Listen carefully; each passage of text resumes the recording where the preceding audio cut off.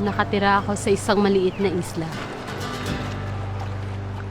Ang tanging trabaho ng babae dito ay ang mulot ng kabibe. Subalit higit pa ang gusto ko sa sarili ko. Kaya napagdesisyonan ko ang mag-aral ng computer science sa bayan.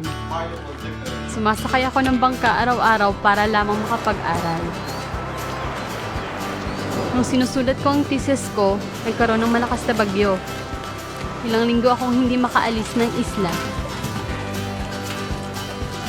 Silid-aralan ang telepono ko to communicate with my groupmates. Ginamit ko ng mga kaklase ko Facebook through internet.org para maisulat namin ang thesis namin. Ang Automated Water Billing System of Colasi Water District. Ipinagmamalaki ko na ako ang una sa pamilya na nakapagtapos ng computer science.